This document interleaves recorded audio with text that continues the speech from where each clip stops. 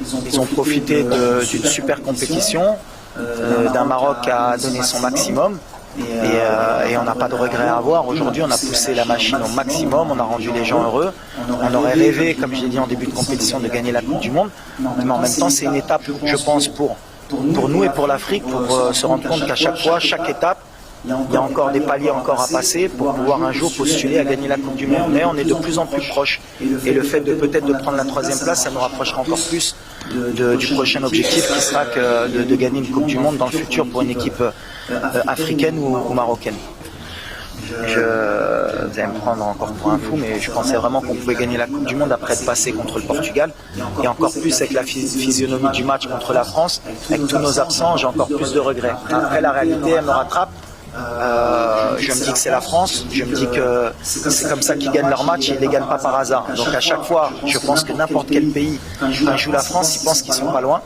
Mais ce petit truc de se dire qu'on n'est pas loin, je pense qu'on est encore loin. Ils savent comment gagner ces matchs-là et nous, on va apprendre de ce match pour l'avenir et on prendra aussi exemple sur ce genre de match pour le futur. Mais c'est là où ils se laissent à chaque fois ce goût amer, c'est que vous sentez que vous n'êtes pas loin, mais à l'arrivée vous êtes éliminé, il faut l'accepter.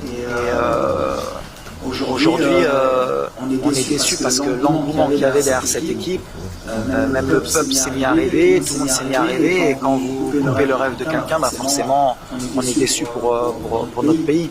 Mais après le match de demain, Inch'Allah, on va repartir au combat et puis on se rendra compte quand on regardera derrière nous qu'on a fait quelque chose d'extraordinaire. On a ça, non, pas du tout. Au contraire, moi la Croatie, j'ai énormément de respect pour ce pays. Parce que je crois que c'est un pays de 4 millions d'habitants. On voit les joueurs de talent qu'ils arrivent à sortir, l'esprit d'équipe aussi qu'ils arrivent à ressortir. Je trouve que c'est extraordinaire. Alors en même temps, c'est un exemple pour nous, même si nous on est, je pense, pratiquement 6 ou 7 fois plus d'habitants. Mais comme quoi, un pays, en travaillant bien, en prenant le temps, en structurant bien ses clubs, et en ayant aussi un bon état d'esprit, peut rivaliser avec les meilleurs. La Croatie aujourd'hui, sur 2 compétitions mondiales, fait partie des 4 meilleures équipes du monde en étant un pays de 4 millions d'habitants. Donc c'est respect. Et c'est pas une revanche parce que déjà on n'a pas perdu contre la Croatie, on a fait match nul. Et de deux, au contraire, nous, ça nous pousse à justement avoir entre le premier match et ce match-là, est-ce qu'on a progressé, est-ce qu'on a passé un cap aussi, est-ce qu'on est capable de les battre pour voir si on peut être meilleur qu'eux. Mais moi honnêtement, sur le premier match, Modric, je lui tire mon chapeau. C'est un joueur extraordinaire et ce qu'il fait à 37 ans, c'est monumental, vraiment.